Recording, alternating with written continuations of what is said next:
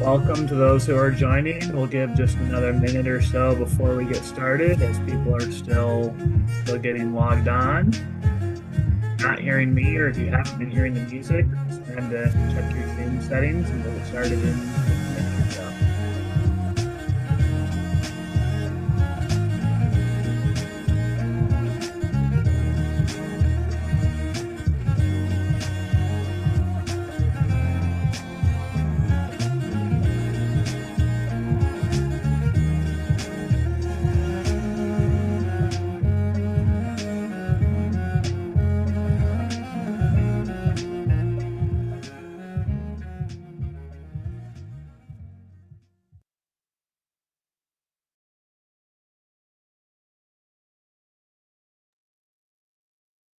All right, let's go ahead and get started. Good afternoon. Welcome to today's Fiscally Ready Communities webinar, Managing Your Internal Controls.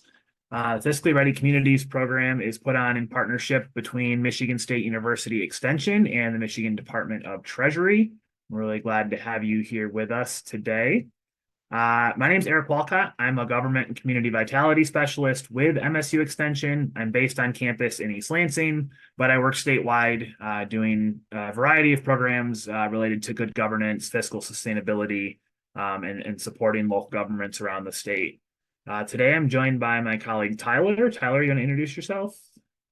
Of course. Hello, everybody. My name's Tyler Axt. I'm another member of the Government Community Vitality team here at MSU Extension, but based out of our Van Buren County office, out of Paw Paw. I do a lot of the same work that Eric does and also do some work with Michigan Sea Grant, really focused on planning and zoning in addition to that good government work. So excited to talk about internal controls today.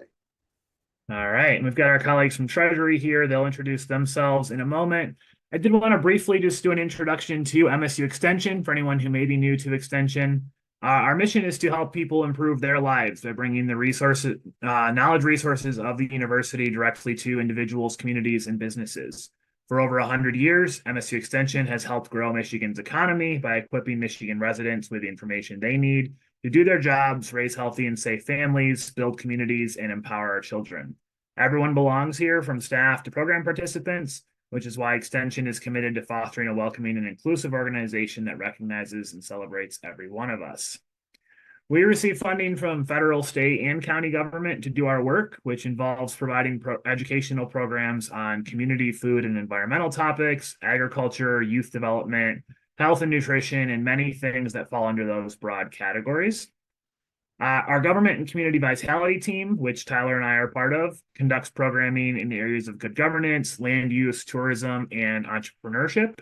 You can learn more about our work and other programs available using the link on this page. We sent the slides out ahead of time, and we'll send a follow-up as well. So you don't need to scramble to write down that link. You can check out the Extension website.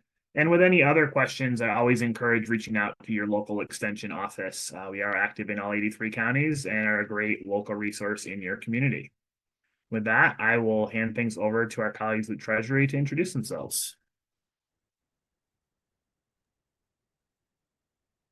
Hi there, I'm Roxanne Foster. I am a senior auditor with the Local Audit and Finance Division.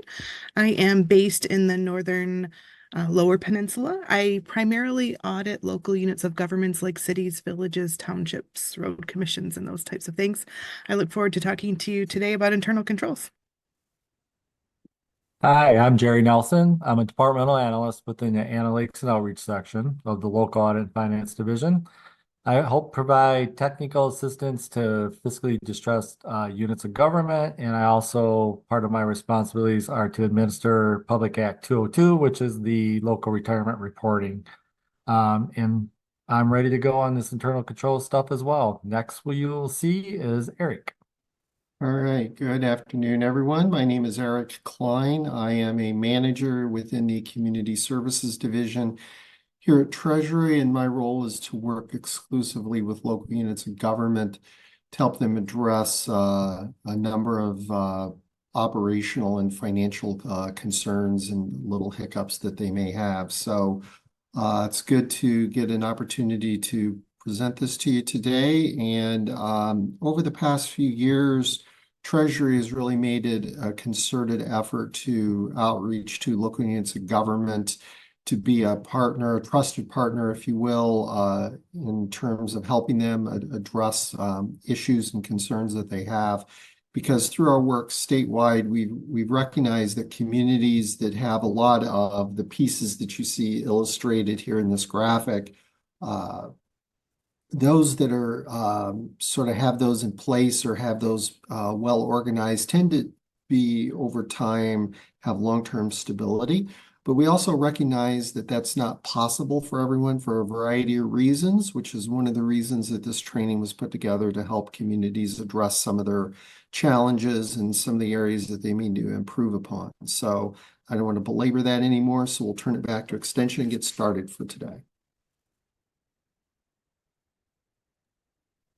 So to kick us off today, this is your roadmap for where Extension is going to take you before we turn it back over to our friends at Treasury for the back half of the program. But I'm going to start by introducing that culture of fiscal sustainability. That's the ultimate goal here with this program.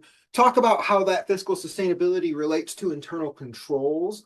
And then Eric Walcott's going to come back on to go over that internal controls environment and some best practices to take away from this program. I'll round out Extension's program by briefly discussing your role when it comes to internal controls, but that's just a brief roadmap of where we're going. But as we're going through this program, we're going to have a few poll questions where we want you to respond, give ideas, give feedbacks. And there are a couple different ways that you can do this during our webinars. So my favorite way is to just grab your smartphone and then type in pollev.com/MSUE446. It's that same link that Eric Walcott just put into the chat. So you can have that watching the webinar on your computer, answer poll questions on the phone, and you're good to go. Or since you're already at your computer, you might just want to open up another web browser and type in that same pollev.com/MSUE446 web address. And you can have them both open at the same time. And there's also a text-in option. So if you'd rather keep it simple or you don't have a smartphone, you can just use your standard cell phone and text MSUE446 to 37607, just like Eric's putting in the chat there. And choose whichever way is best for you to engage, because we're going to want to be getting your opinion and feedback on a couple things here. Starting with our first chance to engage with that poll everywhere, that poll EV, we just want to know, where are you calling in from today? So touch on the county, the general area where you live and serve, and you'll see those little pinpoints starting to populate our map here as folks are dropping in where they are. Seeing lots of folks from Southern Michigan, all the way from Berrien County, all the way across. Got a couple UPs coming in. Looks like Marquette, somewhere up there in the eastern UP, Chippewa County. Alcona and Wayne coming into the chat as well. So you can see we're getting some good representation across the state. That was one of the things our presenters were doing before folks logged on, is just kind of, oh, I see this village. I see this township. You know where that one is? So we like to do this to just show that there are a lot of different communities on here learning about things. And our next poll everywhere question is just asking you to let us know what role best describes you, giving us some more information about our audience out there today. So you see, you'll have a few options. Just pick the one that best describes you. And as those come in, you can see our graph is filling out with, looks like the majority of folks today are in some sort of an administrator or manager role, for like 40%, 45 maybe, followed up by those staff, and then a good chunk of other elected or appointed officials on here, and also a good chunk of those board council members. So awesome. We've got a variety here, and seeing some of those coming into the chat too, CFO, some of our categories. But thanks. It just lets us help us understand who's on the call with us today as we go through the content. And starting off with our content, we want to take a moment to think about that fiduciary role. So we often apply this concept to the individuals we hire to assist us with insurance, our investments, or maybe our retirement. But It's that idea that a person or organization is going to act on the behalf of another person, putting their client's interest ahead of their own, with that duty to preserve a good faith and trust. Being a fiduciary thus requires being bound both legally and ethically to act in the other's best interest. And one of the things we want to add to this definition from Investopedia is the idea of being voluntarily bound to act in each other's best interest. So it's not just because I may be legally or ethically required to, but because I voluntarily hold myself. I choose to act in the other's best interest. So this is an important starting point, because even for the folks who want to do the best job of voluntarily taking on that spirit of the fiduciary role, you're still going to need those principles, rules, and standards created by the specialists and communicated today in our program to help understand the details needed to really implement that spirit. So that culture of fiscal sustainability comes down to clear goals, open communication, clear rules, and building trust.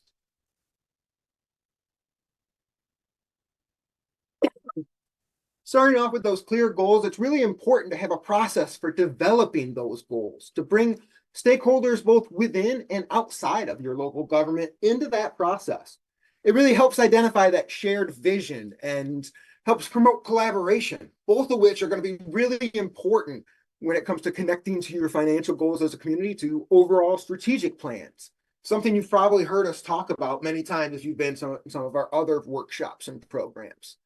And it'll also help you bring co-creators into the process that can bring new ideas and then create partnerships to move towards successful implementation. So we want to think about how you're going to report on those progress you're making towards those goals after you set them. This gets a bit into the communication side of things that we're going to touch on next and building trust, but it also gives you a clear objective to work towards and clear metrics to evaluate whether progress is being made at the rate that you planned it. In balancing those long-term goals and short-term needs, think about how you advocate for both those big picture ideals and the day-to-day needs of your community. A thriving community is able to balance both, meeting the day-to-day needs in a way that drives you towards those big picture goals. Sometimes that might mean breaking up longer term goals into shorter term milestones to really help that along.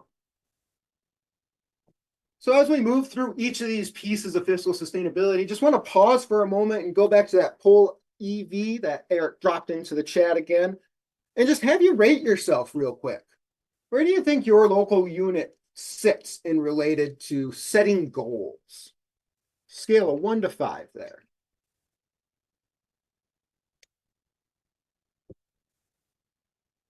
And again, we get those live poll results coming in, and yeah, looking like a good chunk of our audience today is fair or at 4. Rated pretty well here on goals. A couple saying excellent, way to be. Lots of 3s coming in the chat too, and lots of those responses up there. But again, kind of split in that middle, that 2 to 4 range. So, and Lisa, apologies if you're having trouble getting into the poll everywhere. Feel free to just drop them into the chat. We'll be sure to monitor that. The next piece of a culture of fiscal sustainability is that open two-way communication. So your fiscal sustainability requires that open line of communication between all sorts of folks, the government and your diverse public, both those you already know and understand, and meeting and listening to new people, whether it's knocking on doors, sticking around and having talks before or after meetings. Also that communication between the elected officials and the staff, and within departments between budget and finance officers and staff. So thinking about all the communication lines within your organization and making sure they're there and working towards those goals. And with the public, keep in mind what the slide says here. You want to be able to communicate clearly those rationale for decisions and policies and procedures. Communicating those clearly can help to build that trust that we're going to be working towards for fiscal sustainability as well. Again, that clear communication is necessary there. You also want to have those open lines of communications, like I was saying, between the elected officials and your finance officers, and then communicating that clearly with other staff. You want to explain the why behind certain policies or decision-making processes, especially those that are maybe creating more work for staff. Understanding the why can be really important to getting that buy-in. Also, should be two-way communication. Staff should be given the opportunity to provide their own feedback and engage in discussions related to policies. This goes back to building that buy-in. It can encourage creative problem solving, bringing in new ideas and perspectives, and builds trust. Often the best ideas are going to come from those who do the work daily. So having that open communication can help those ideas come to the light. Similarly, we want to get your thoughts on how would you rate your local unit related to open communication?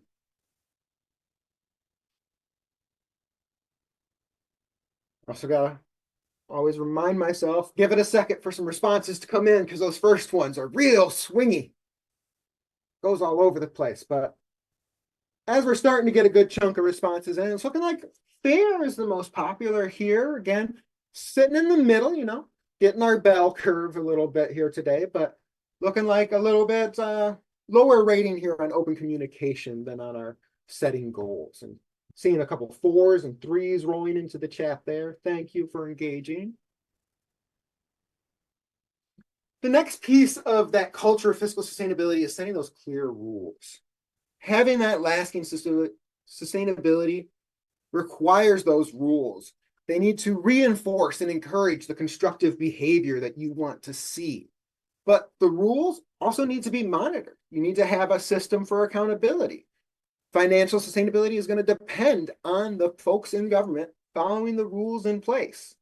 This could be a chance to improve that communication too by giving staff a chance to review draft rules, ask what it says to them, make sure they're clear to those that are going to be actually implementing them.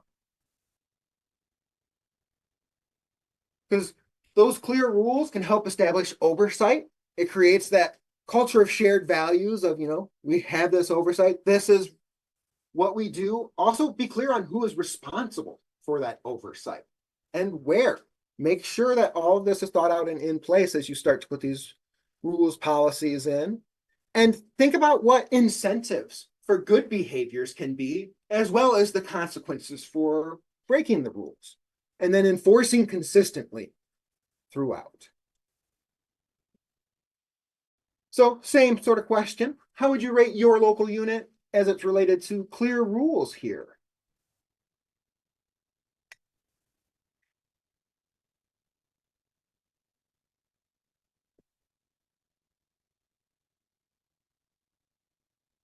So just a chance to reflect on where you are. Think about your community. Where are we on clear rules? Again, looking like a good chunk, almost more than a full third is in that fair category. Looks like a few more down in the 2 than last time. So maybe as we're working through, these are progressively becoming areas that folks might want to reflect on a little deeper. And getting a good spread in the chat there too. I saw 1, 2, 3 come through.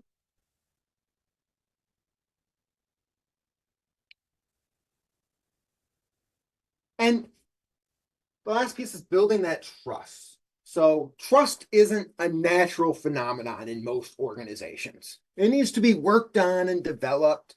And there was a recent survey of employees that found only 46% place, quote, a great deal of trust in their employer.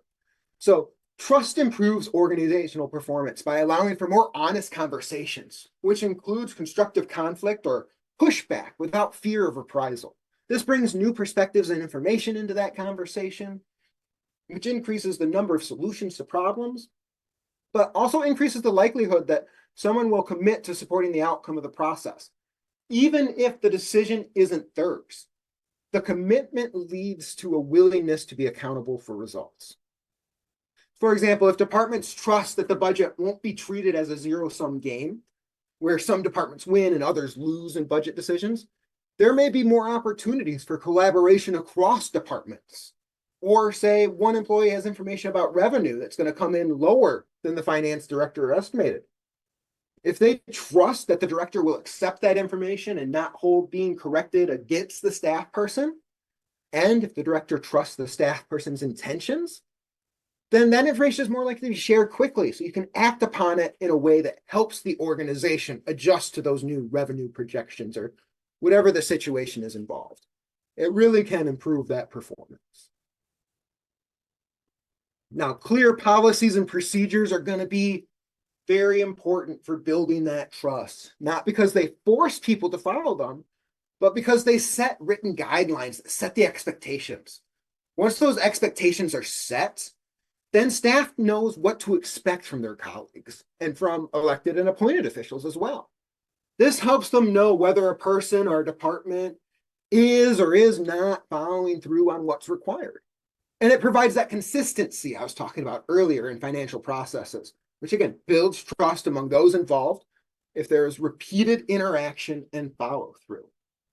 Reliability and consistency are key to building trust, but you can't judge whether someone is reliable or consistent unless you have that mutual set of expectations, and those are provided by the clear policies and procedures. These set the stage for trust by eliminating debate about what the policies are or what the expectations should be. Similarly, processes that are transparent and inclusive help everyone involved, whether they see these decisions are fair. So it's all about helping people build trust in the process that leads to the decision. So where do you rate your local unit here on trust? That important act of building trust here. I think 3 and a 2 coming in the chat. Almost a full half in the fair, so seeing the same split though through a couple communities out there in the excellent category. Seeing a 5 come in the chat as well.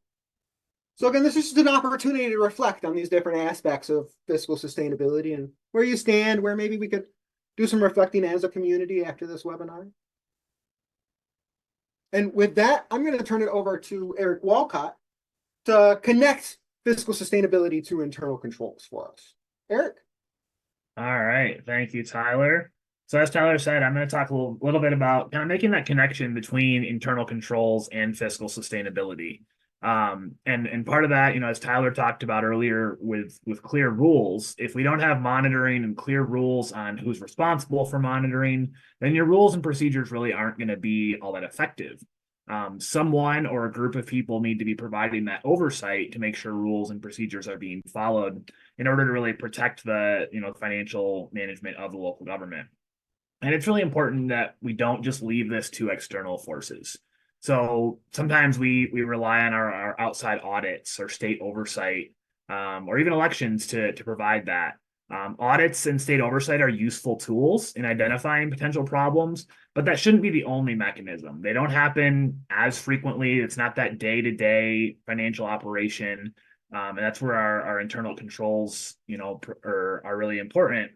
And similarly, elections provide that kind of general oversight and accountability for elected officials, but they're not really reliable in terms of, again, the day-to-day management. There's not a specific connection to financial and business processes in local government. Many voters don't know whether rules and procedures are being followed properly. They just kind of know generally how they feel about the budget. They may find out if a serious issue is made public and then, can give some feedback on overall direction of local government decisions, but are not the ones that should be evaluating more detailed issues. And then the other issue with elections is that they don't provide immediate response. An election might be 2 or 4 years away, and they provide oversight really only of the elected officials. And while elected officials oversee department heads and staff indirectly, there should be those layers of oversight and monitoring. And so it's not so far removed from those responsible for day-to-day operations. I do want to just highlight, though, in the end, it is the responsibility of the appropriate elected officials to kind of ensure that those who report to them are following through on implementing and maintaining a framework of internal control. And we'll touch a little bit more on that as we go today. So internal controls really exist to help entities achieve important objectives and sustain and improve performance. They have to be adaptable to changing environments. They help mitigate risk to acceptable levels, and they really do support strong decision-making processes and governance. Internal controls help local government be able to confidently claim that they're meeting their operational, reporting, and compliance objectives. And it can be really boiled down to a few things.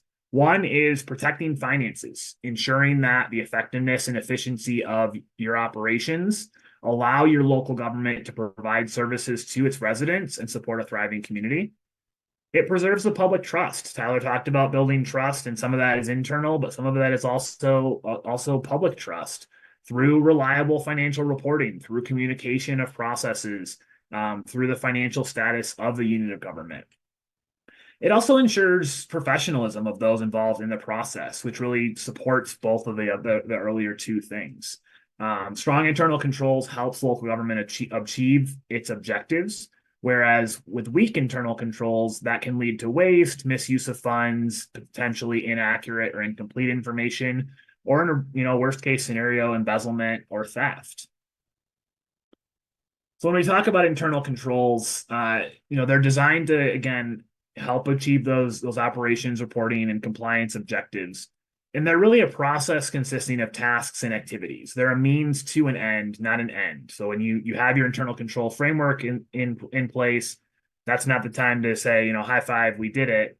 It's a means to those, effective financial management.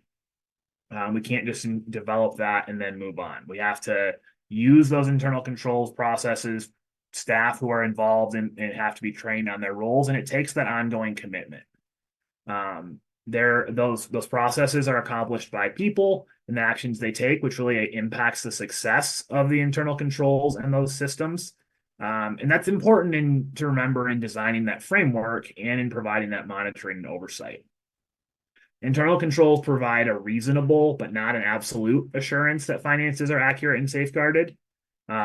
It's important, again, that they be adaptable to various structures and processes. There's not a one size fits all. And it's important that they set the tone for local government finance by influencing that control consciousness, enforcing accountability, and encouraging integrity throughout the unit of government. So we're going to spend some time today talking about factors that are important to successful internal controls framework in local government. And there's several things that should be in place in order to protect finances, preserve public trust, and help achieve financial and operational objectives. This cube here on the screen is an illustration of the internal controls framework developed by the Government Finance Officers Association. And we'll include some links later in some of the resources that we'll share that will have more on this, but these represent different pieces of the framework that really all work together to support a fiscally healthy unit of government. In a moment, I'm going to open another poll everywhere question and ask you to identify where on the front of this cube, so just looking at control environment, risk assessment, control activities, information communications, and monitoring, where do you think your local government focuses the most attention when it relates to those internal controls? So when I go to the next slide, on the front of that cube, go ahead and click where you think your local unit spends the most time.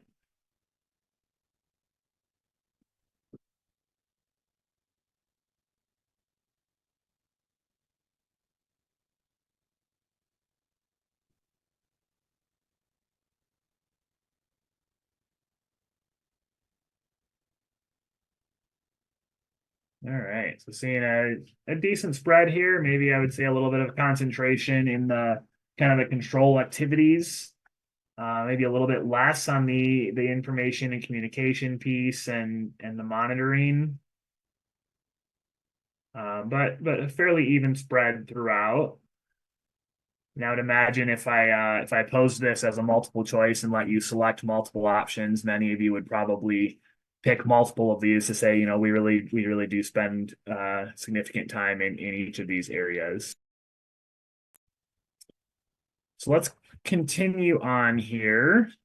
And I'm going to really focus for the next few minutes on the control environment. So this is this kind of top level here. These are the factors that support the success of the overall framework and include some steps local governments can take to strengthen their overall internal controls.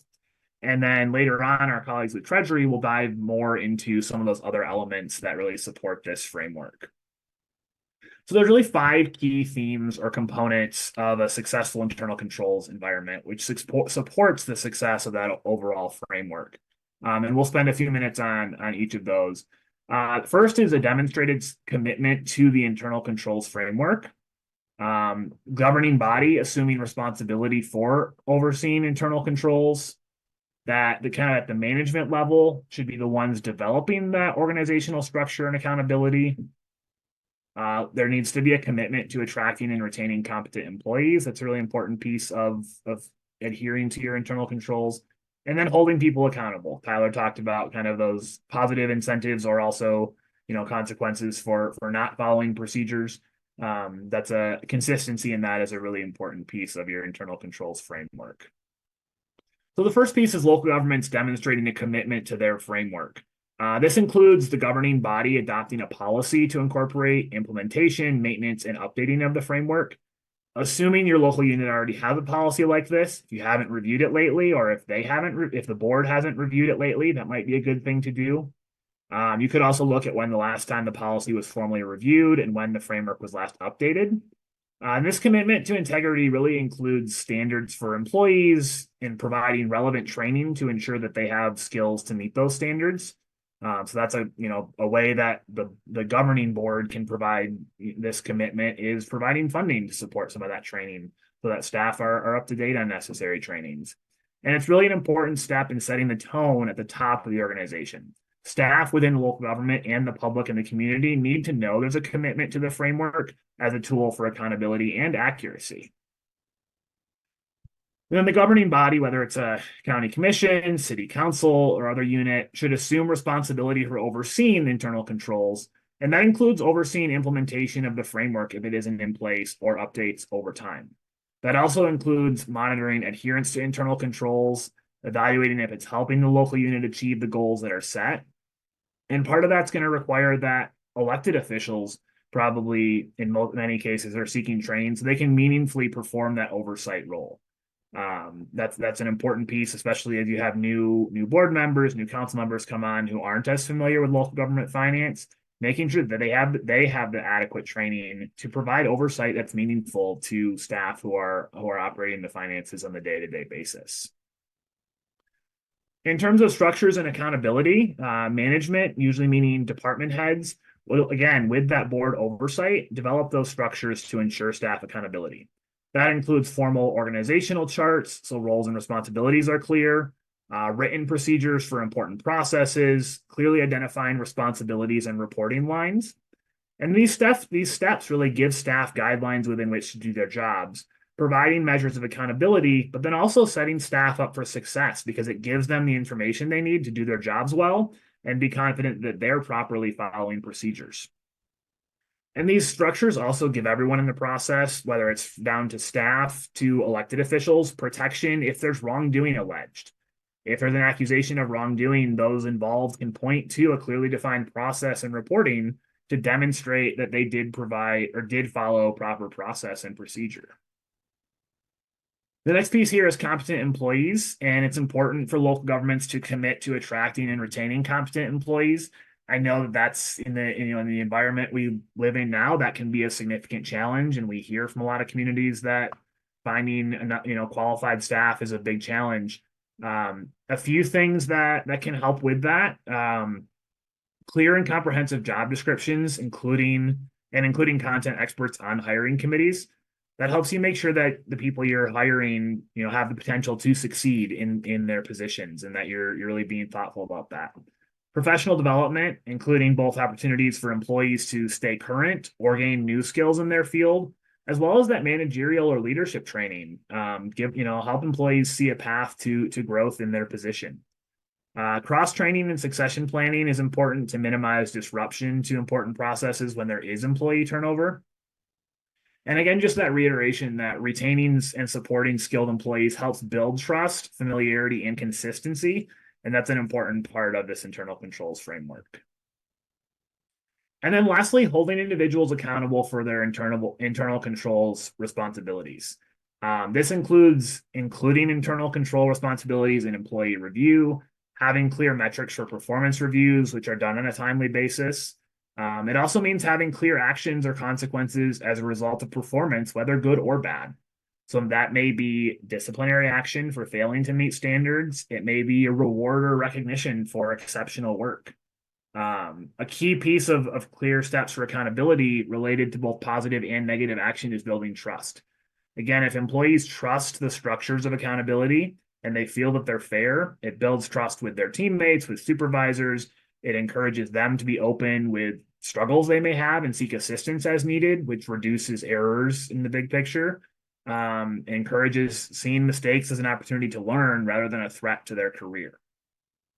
And Tyler kind of touched on that earlier with, if an employee makes a mistake or finds an error in a process somewhere, if they have trust in the system, if they have trust in the people they work with, that's more likely to be found and shared earlier. Whereas if there's a culture of blame or fear, they're more likely to try and shift blame, which delays the ability of the local unit to address any of those mistakes. And so a strong internal controls environment just really supports that accountability and process there. So now that we've covered some essential pieces of that environment, in a minute, Tyler's going to take us through kind of how to make that happen, who's responsible, and we're going to kick that off with another poll everywhere question. So here we want to hear who's responsible for the internal controls environment, and I'll turn it over to Tyler. Yeah, so we've got a couple of categories of rules there for where that responsibility lies, or if you think other, we've got the chat box. Drop something in and let us know if you're choosing that E category. And in the chat, speaking of it, a couple C's coming in for that finance officers or department heads. That's looking like our far and away leader right now, with elected officials in second place in the chat or in the poll everywhere.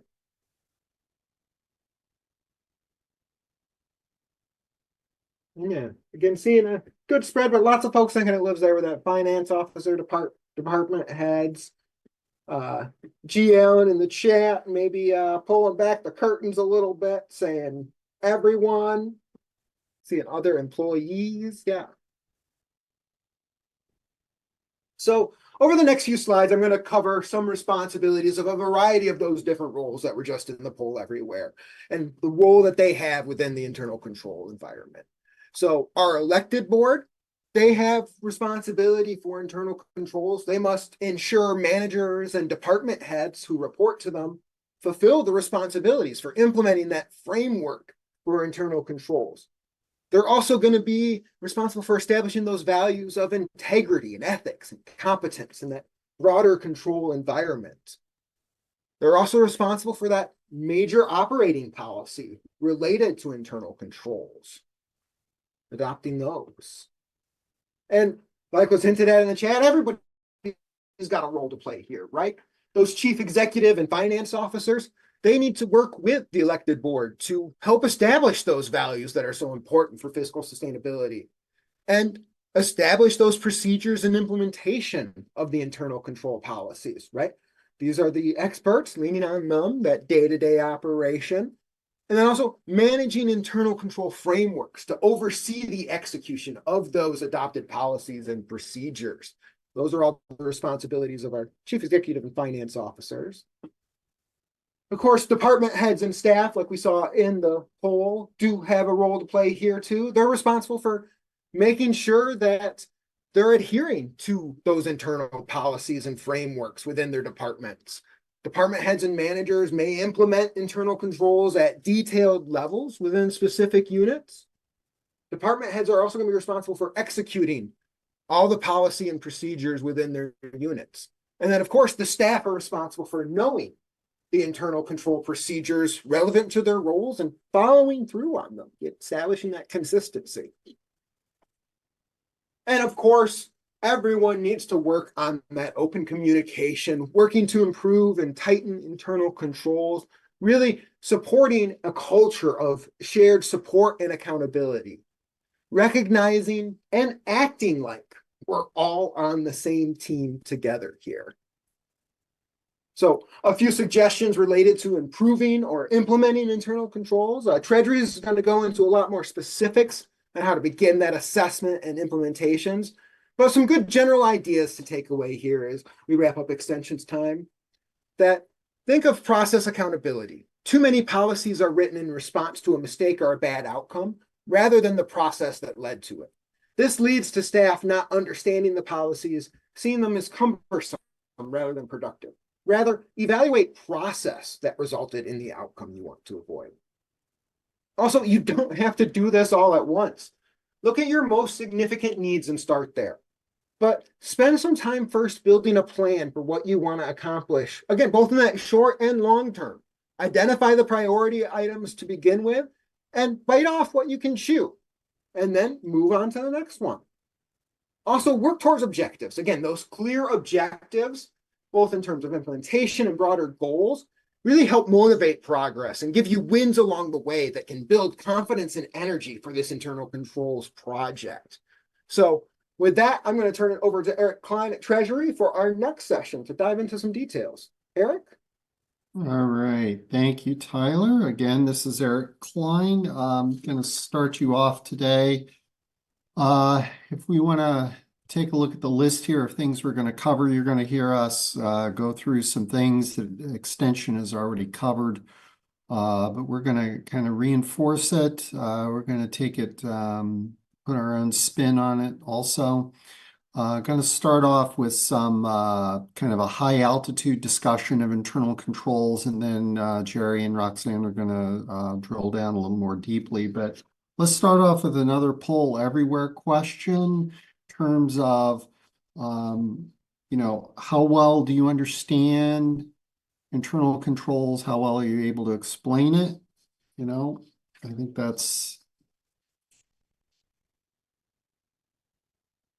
So while we wait for that, looks like a lot of you feel pretty confident in your ability to do that, and that's good. But hopefully, maybe we'll give you a few pointers, a few things that maybe you've forgotten about or need to look at again. If you're a little less confident, maybe we can give you some pointers, some things to go back and take a look at. So, all right, so internal controls. Why don't we just get started here?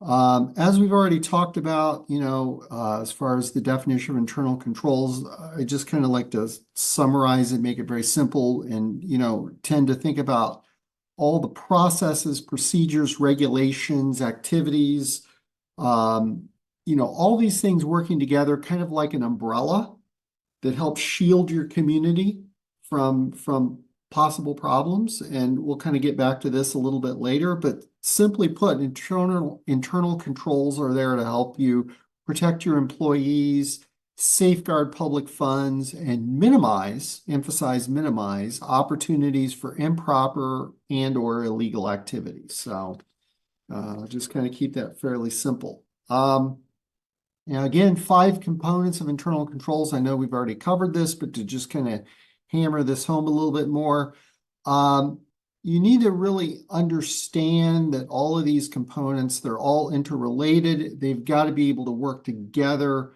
to not only protect public funds, but ensure accuracy in reporting, and to really do what they're supposed to do.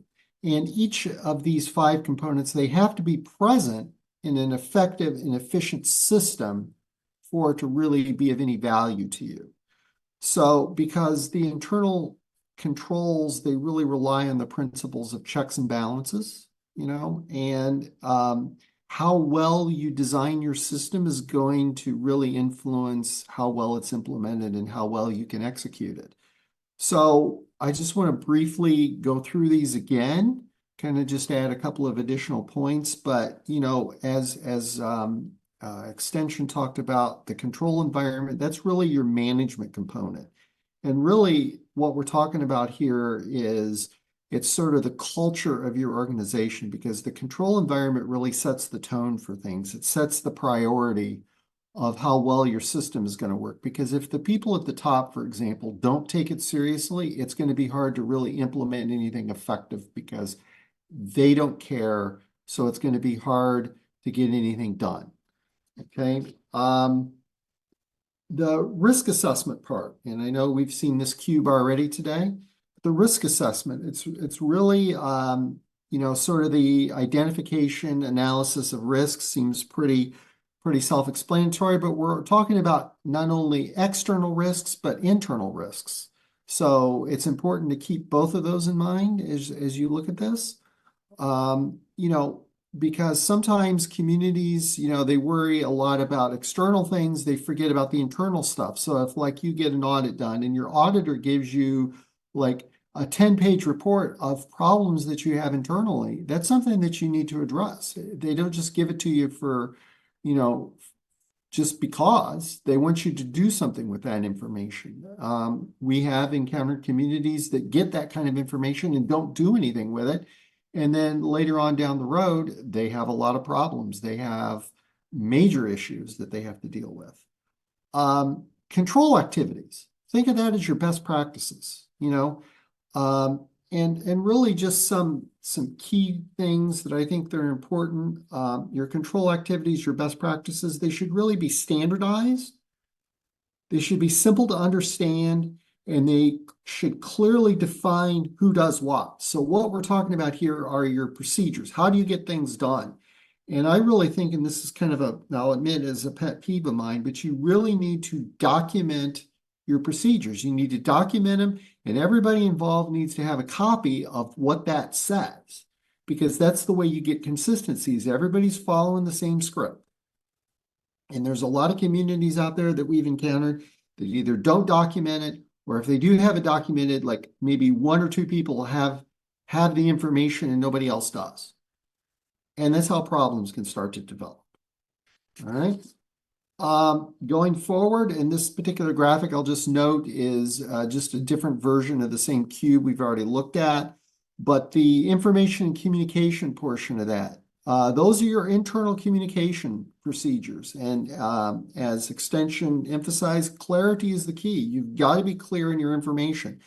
Everybody has to know who's doing what and why. And I think that's important. And then the other piece is monitoring. You know, internal control systems need to be monitored, because that's how you assess whether or not your process, your system is working and how well it's working. And if you're lacking, or you feel that you're lacking in the monitoring, you really need to probably pick up that piece and move it forward a little bit and improve upon it.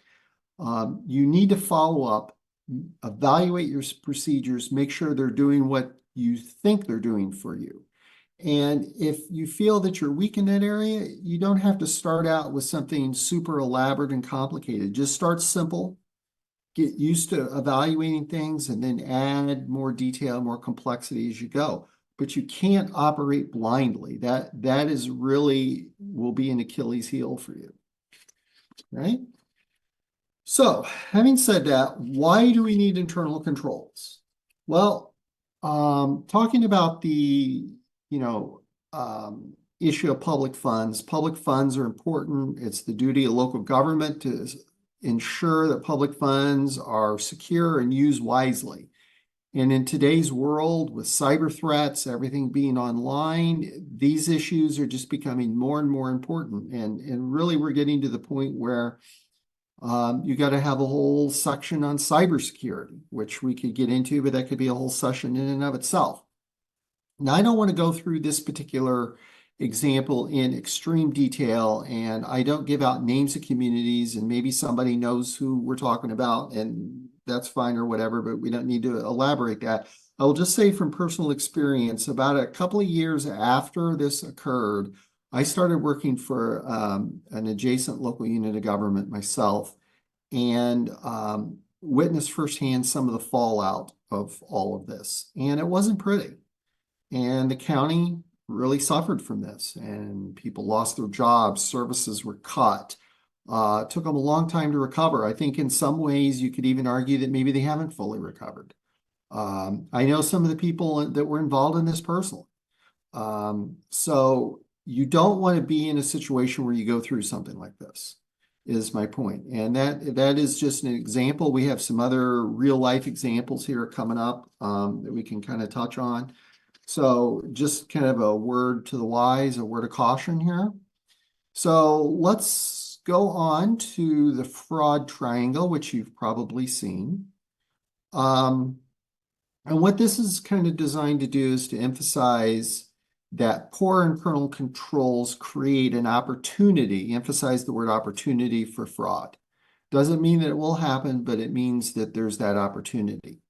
Now, as a local unit of government, you have the most control over the environment or the situations that would allow a fraud or something to occur. You can't really control the people or their motivation or anything like that, but you can control the environment. All right. Now, for good or bad, it's sort of, I guess, a general rule of thumb that's units of government that are smaller tend to have fewer internal controls than larger ones. And that could be because they have less resources, less people, less money to put something in place. And I understand that. And I understand if you're in a situation where it's hard for you to implement, it's a heavy lift to get there. But it's important, you know. Smaller units of government also tend to rely on external vendors, such as your auditor, more to catch some of this stuff. But again, you are relying on someone else that may or may not catch it for you. So it's important to try and put what you can in place to help yourself. Because diligence is very important, and I can't emphasize that enough. You've got to be diligent. You've got to try and put what you can into place. It doesn't have to all go in at once. I mean, ideally it should, but you know, this is reality we're dealing with. So you need to try and put what you can into place as fast as you can and move forward with it and maintain it. And again, we understand it's hard. We understand it's a heavy lift, but once you get there, it gets easier over time. All right. So having said that, let's talk about some real world examples, and we could spend a lot of time on each one of these. Want to point out a few here that maybe people don't necessarily give enough emphasis to or don't even think of a lot, but there's an HR component to this, you know. Incomplete exit interviews, you know, to ensure documentation and handoff of things like keys and passwords and records. Been dealing with a lot of communities that cannot find records because prior people either had them at their house because they were a very small unit of government, or they've gotten rid of them, or they filed things they don't know where they're at, or keys that they forget to collect, or passwords that they forget to change. You know, those are things you have to pay attention to. Hitting up the failure to change passwords. I mean, there's a lot of things here. I know of a couple of examples where new people came on board in a community, the old people left. There were instances where there were, say, bank accounts that nobody knew existed. So they didn't collect passwords, and that led to some issues. Cybersecurity threats now, you know. I know physical security issues become a problem. I worked for a local unit of government one time. We shared a building with another unit of government, and I believe everybody in the other unit of government, everybody had a key to the building. There was people coming in and out all the time. You never knew who they were or what they were there for. You know, physical security is an issue, and that could be considered part of your internal controls. And then vendor control. You know, a lot of communities use outside vendors. You know, how well do you screen, you know, what they're doing and why? How well do you control what's going on? Because I know of one situation with a community where a vendor came in to get a payment early from a community, and they just handed over the payment and left. And then they found out a week or so later that the employee that came in to get it from that vendor was no longer an employee of that company. And that created a real problem, but they didn't have any way to check that. And they didn't have a process to screen that, to say, you know, you're coming in early, is that really okay? You know, anything like that. So do you look at that? You know, that's one that maybe people don't think to look at, but maybe you should. All right, so moving forward,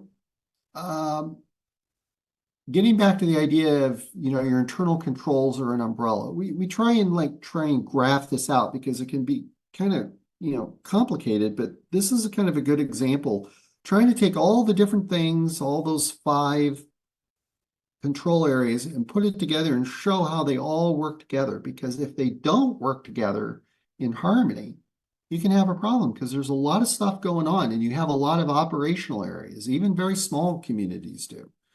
So, without coordination, without pre-planning, without communication, without monitoring, this can very easily break down.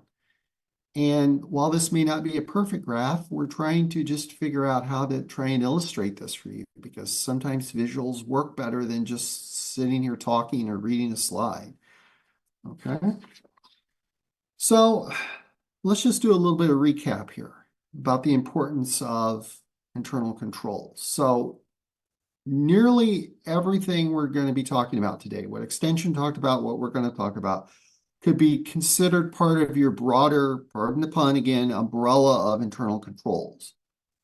Also, we're talking about making sure you document your internal procedures, because it's important, because that's how you ensure consistency, that's how you ensure accuracy, and it allows you to make better decisions.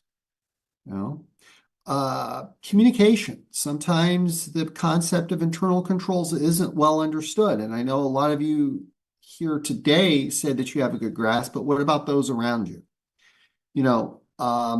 Maybe that all of that isn't always well understood, well communicated. Maybe there's new people, they haven't quite gotten in sync with it yet. So how well are you explaining why all these things are necessary? So the communication piece of this is necessary. It's also important for the public to understand that you've got good internal controls. Hey, your operations are in good hands. We're taking care of the public money. We're taking care of the public operation. We know what we're doing. All right. And then, just kind of overall internal controls, it's going to help you identify problems.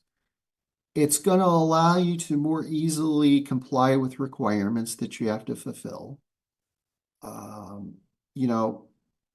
And these are activities that are going to be part, or could become part, or become a better part of your internal operations, because they're safeguards, so they're important. So you want to make sure you try and hit them. Another benefit is that, your internal controls, if you feel you need to beef up some of them, they should be designed with the idea of minimizing risk, because ultimately, as a local unit of government, it's your responsibility to ensure that sound internal controls are implemented. And let me just say that again, it's your responsibility, not your auditor, not a vendor, yours ultimately, to ensure that those controls are in place and implemented. All right. So now with that, I'm going to turn it over to Jerry. He's going to dig in a little deeper. So thank you very much. Hey everyone, good afternoon again. So let's get into how do internal controls help you? Well, first thing we can do is look at operational procedures. Use to monitor and control the implementation of your financial operations. Guidelines exist for consistency, and they make it easier for you to fill out required documentation. Most policies and procedures are interrelated and set up to protect you and your employees. They may not always be financial policies, but they ensure that you're making the best decisions for your local unit. And lastly, you should always follow the standards of Treasury and the Governmental Accounting Standards Board, GASB. So how can internal controls help? They're an important tool. They aid in the production of timely and accurate financial statements, which in turn aid in the prevention and detection of fraud, assisting in the protection of the assets for your local unit. So let's go to the next one. We're going to have another poll everywhere. And please rate your unit's level of internal controls implementation. Excellent, fair, poor. What are we looking at here? We don't do it at all.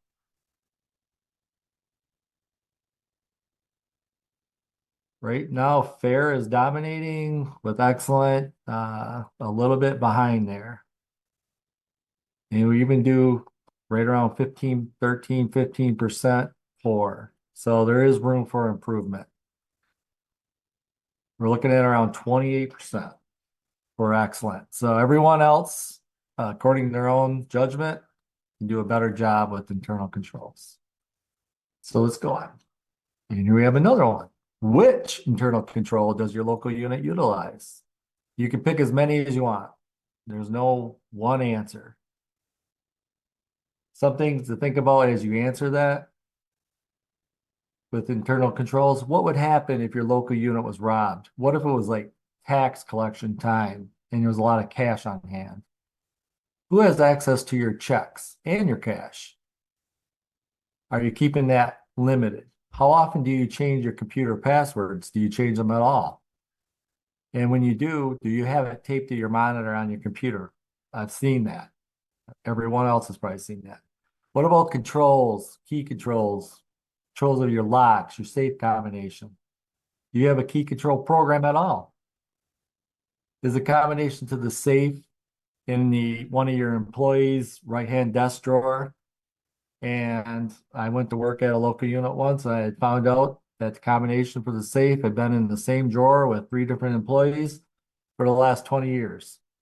So a few problems there. 1, they haven't changed the safe combination. 2, it's in a right-hand desk drawer. And 3, multiple people know that it's in there.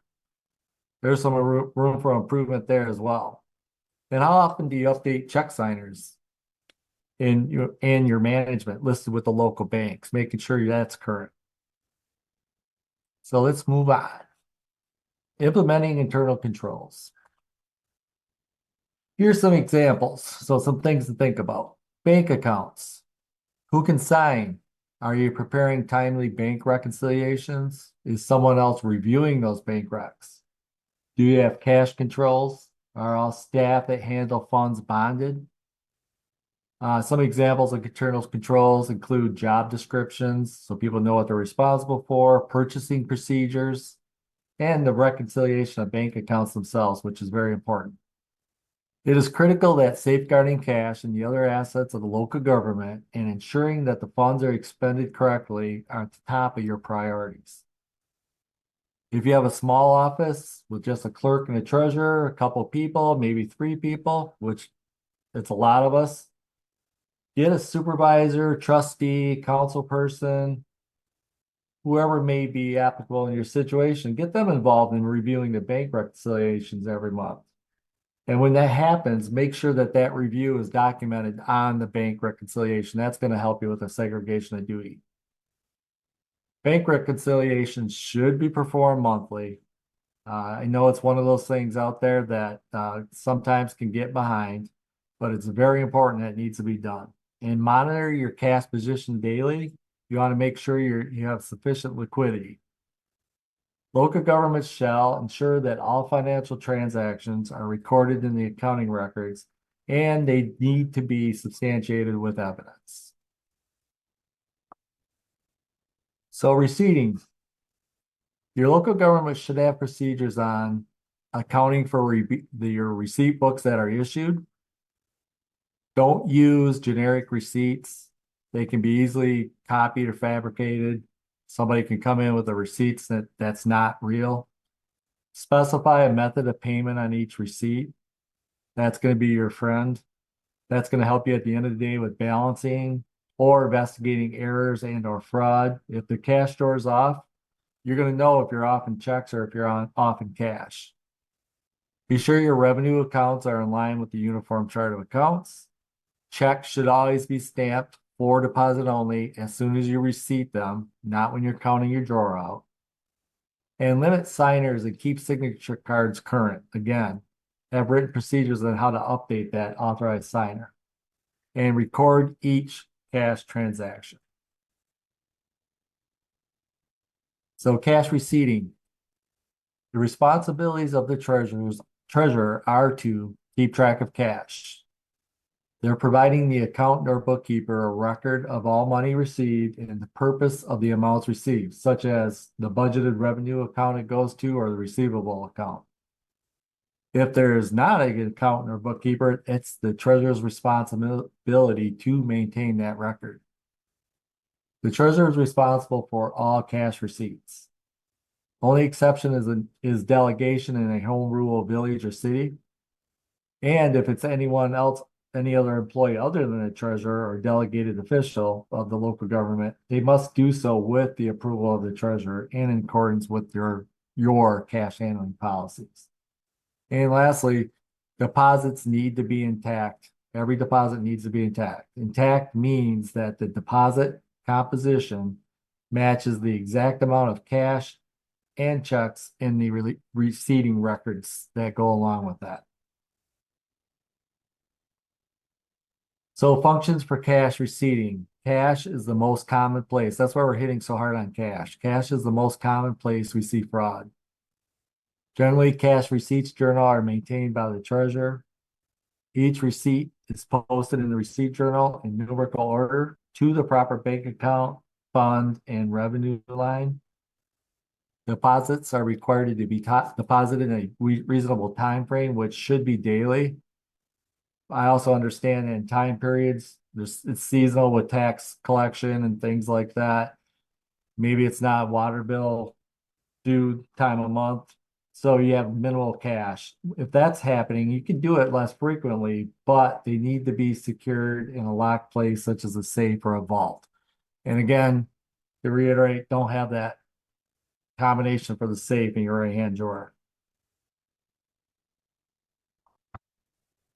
So segregation's a duty. Okay, an individual is not to have responsibility for more than one of the three transaction components. And those are authorization, record keeping, and custody.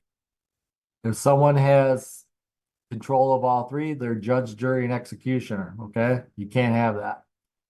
Now, to fix that, or if you're going to look like if you're okay or not, here's an example. So if the work of one employee is checked by another and the responsibility for the custody of that asset is segregated from the record keeper that's related to that asset, then you have an appropriate segregation of duty.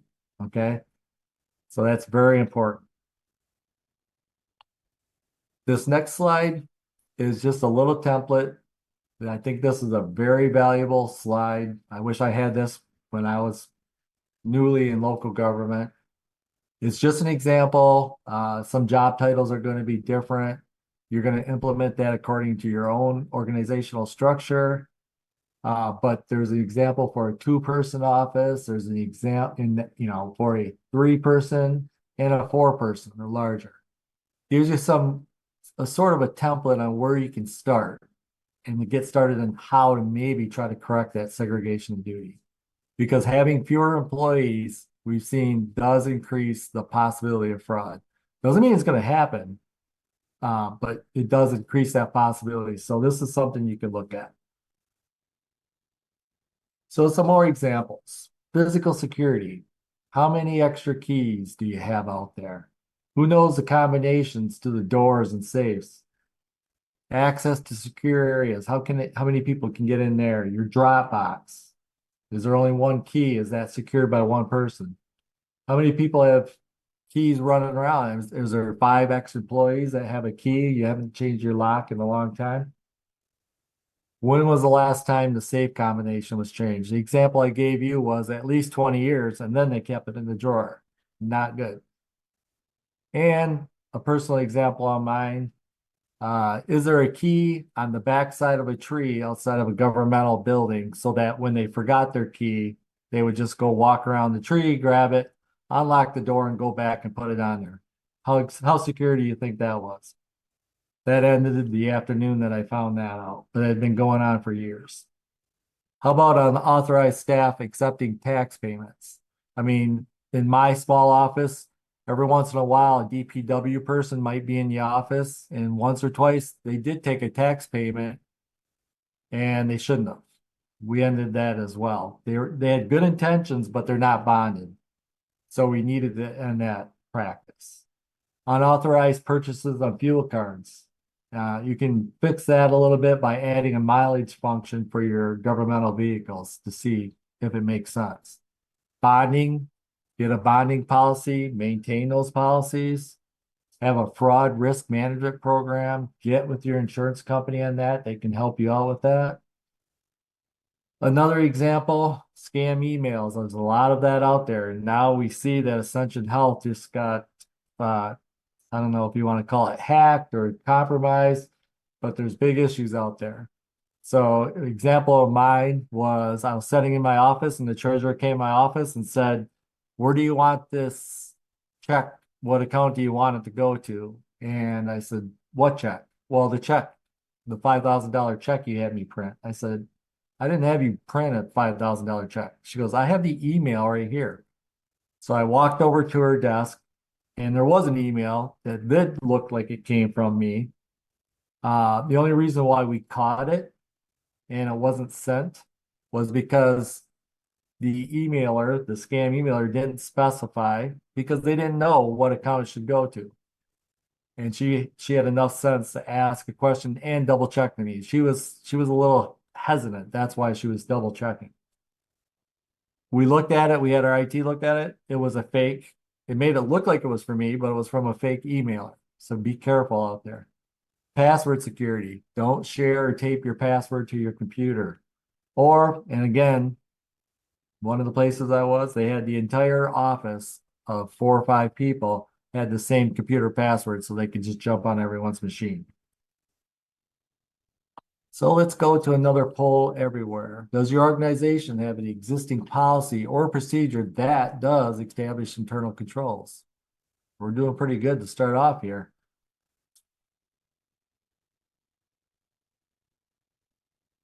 So as our answers are coming in, if you have you documented what you're supposed to be doing, how you're supposed to be doing it, and also does it include who should be doing that? So we're good. We're up there over 80%. So that's a good number. So we're doing pretty good here. So let's move on now, and I'm going to introduce Roxanne, and she's going to take you to the finish line. Thanks, and have a great afternoon. Thanks, Jerry. So now I'm going to take you on a journey on how to get started. If maybe you're one of those few that don't have the best controls in place or have a little bit of room for improvement, here are some ways that you can get started. After this presentation, we're hoping that you'll be enthused and really want to strengthen and evaluate your internal controls, at your local unit. And policies are one place to get started. You could really think of policies as a management tool. The thing is, you have to use them. So if you have the policies, you have to enforce them and actively use them. I also encourage staff to, or management, I should say, to have staff sign off on receiving policies so that they acknowledge that they've received and have read them. Also, think about how often you review or update your policies.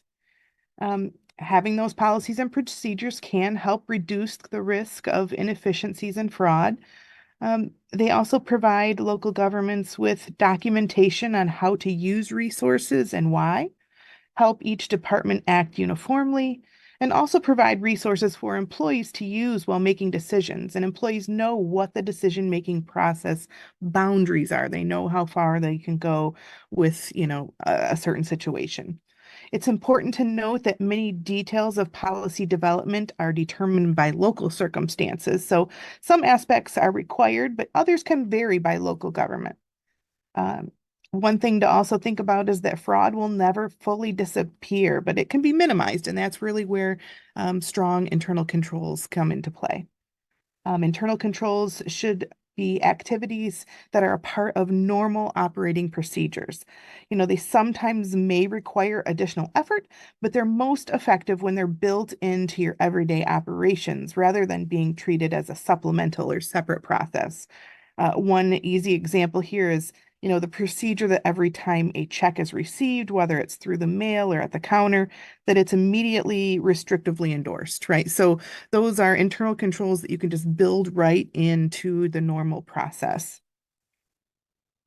So let's talk a little bit more about how to start on here. If you're wondering, this is kind of overwhelming sometimes, really just taking one bite at a time, of that how to eat an elephant one bite at a time, but just thinking of taking small steps and, starting small and simple and then getting a little bit more in depth as time goes on. So if you have no controls in place, which I doubt that you have no controls, but if you have few or really need to strengthen them, you could start by just thinking about deciding who spends the money.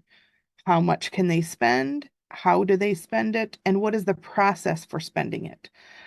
Think about credit card limits and making sure that they align with spending authority. Officials, I recommend, should take a step back and think about their current processes and could those processes detect and or correct a misstatement? Do you have a way to double check numbers that you could find errors internally? Also, think about if there's a doer and a reviewer for each process. Um, Really, the effective internal controls can protect your employees. They can help identify a loss promptly, identify who could be responsible for fraud, and help safeguard those public funds. Also, keep in mind that those red flags, those are the things that make you feel like something's just not quite right, kind of a gut feeling. Really pay attention to those. So if something's really nagging at you, if this just doesn't feel right, take a step back and really analyze it, really dig in and figure out what the root of the problem is. Don't just ignore those, red flag or those gut feelings. On the next slide here, think about approvals. So approval authority should be consistent, of course, with applicable laws and regulations. There should be organization charts that are developed that clearly communicate the lines of authority. We've talked a little bit before, but those job descriptions should be maintained to ensure that employees are aware of the duties that they're expected to perform and where those responsibilities end. Personnel need to be competent and trustworthy with clearly established lines of authority that correlate to statutory or charter requirements. Ensure transactions are authorized by the appropriate officials and consistent with internal policy and charter requirements. And authorization procedures need to include a thorough review of supporting documentation to verify the propriety and validity of transactions. So really, in a nutshell, the processes should match the state and federal laws, follow a hierarchy, have good job descriptions that outline requirements, have efficient staff, good processes, and make sure to, document. Just also a word of caution that trust, while important, is not internal control. So a highly trusted employee with limited oversight, is one of those common red flags that, you need to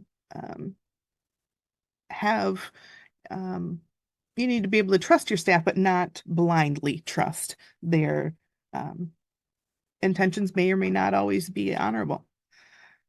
In terms of written policies and procedures, make sure that those policies and procedures are written down and clearly communicated to staff. This type of documentation provides that day-to-day guidance that staff can really utilize. And then employees have that certification that they've read and understood the policies, I think, is really key. I think that can help if there is a case of fraud that, the procedures have been clearly communicated.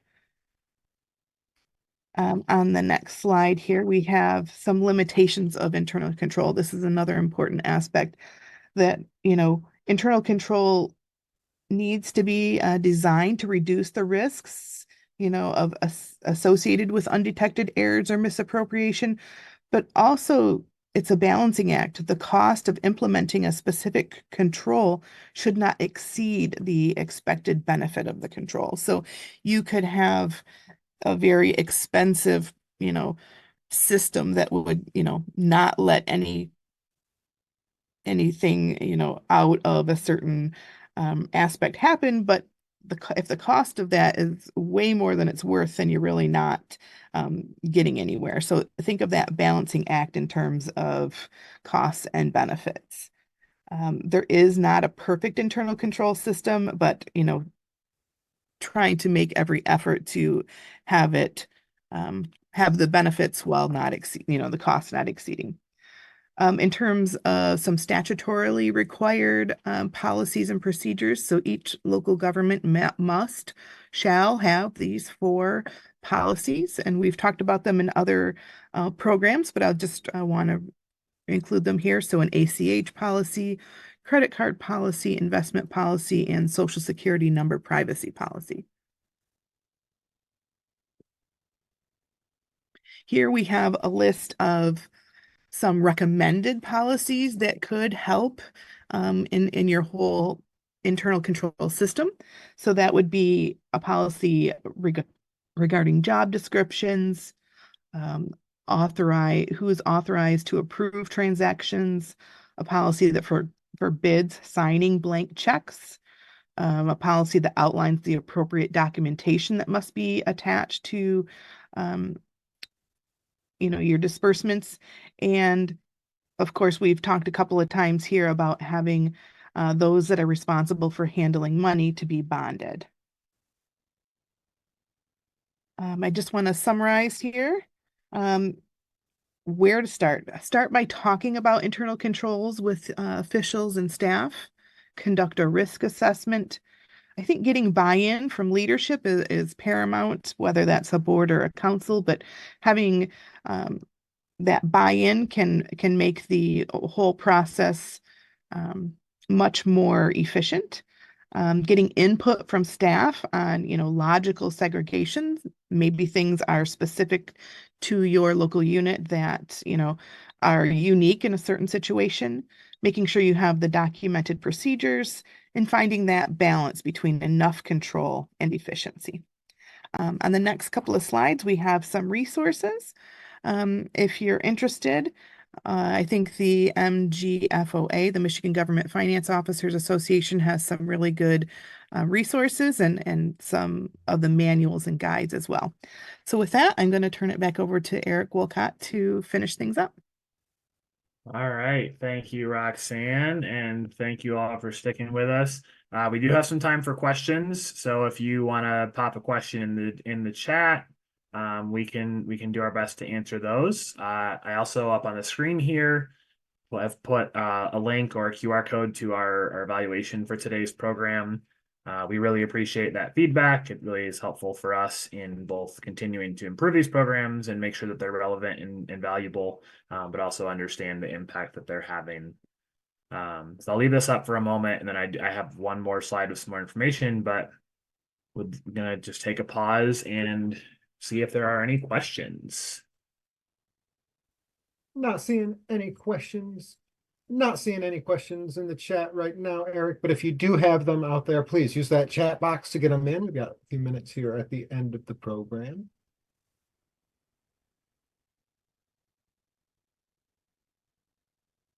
I see one in the chat here about for additional local government policies, like forbidding signing blank checks. Are there examples? And I think, Roxanne, one of your slides referenced that MML maybe had some examples. Am I remembering that correctly? Yes, the MML does have quite a few policies. I'm not sure if it has that specific wording of forbidding check signers, but I think that could easily be added to an existing purchasing policy or something like that. But yes, I really recommend the MML for some policy examples. I think also, Eric, that maybe some communities could talk to some of their neighboring communities that they, someone else might have a copy of the policy, and it's, perfectly appropriate to borrow and copy as long as you review the policy to make sure that it does what you want it to do and doesn't reference things that you don't do. You don't want to just borrow someone's policy and put your name on it because maybe they reference positions you don't have or processes that you don't use. But you could get examples from neighboring communities as well. Yep, that's a great recommendation. And to a question in the chat, this is being recorded and it will be sent out. I'm gonna also just quick show one more thing on the slide here. So we've got one more webinar In the first half of this year, in the Fiscally Ready Community Series, our Nuts and Bolts webinar on fees, fines, purchasing, and receipting coming up in June. And then extension, we've been doing a governing essentials series, kind of some best practices on Open Meetings Act, parliamentary procedure, and extraordinary governance. That'll be happening again in August and in December. Some information on there. And again, we'll send this out so you'll have access to those links to go directly to those pages, but just some upcoming programs that may be interested. One more question that just came in the chat. Once policies and controls are in place and employees are apprised but choose not to follow, what's the best course of action to deal with such a situation? So I can give one answer and then I'll see what my colleagues say, but I would say to a certain extent possible, that should be outlined in the policy. So you want it to be very clear up front what happens if procedures are not followed.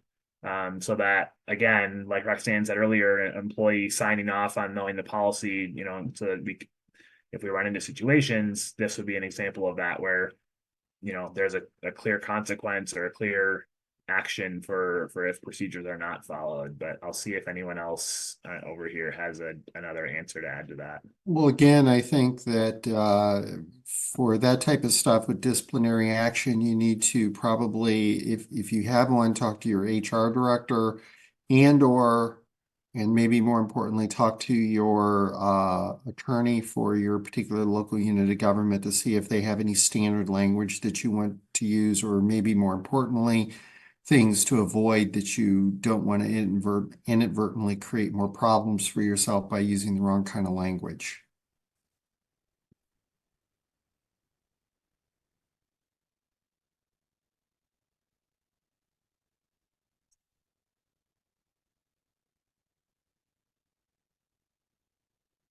All right. Any last Rob saying, what if it's an elected official that's doing something? And that is where it gets complicated.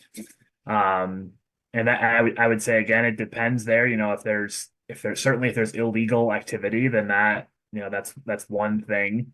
If it's behavior that is maybe doesn't cross into illegal or criminal, that's where residents may pursue a recall or use the election as a method of accountability. Well, the elected body itself, sorry to interrupt, could have its own procedures and rules of conduct that they could address it themselves. And also, again, having a conversation with your attorney on that. And sometimes they can provide clarification through a written opinion on that as well. And then you should also educate staff that, if an elected official comes in and starts talking to, say, the desk clerk or something, that individual should refer them up through the chain of command, and that's the way those things should be addressed as well. Yeah, absolutely. So, and may I just backtrack to the upcoming things? We should note that sorry I don't have those dates in front of me, that we do have a new program starting this year that we're going to have dates for that forthcoming. Yep. We'll have the new program coming in the second half of the year. And that'll kick off later in the year. So we'll have an announcement for that when registration goes live. But here again is the registration link for the June program.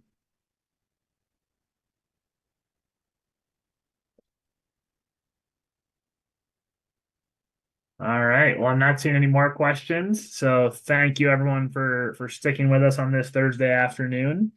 And look for my email with the recording and some of the links that we've mentioned.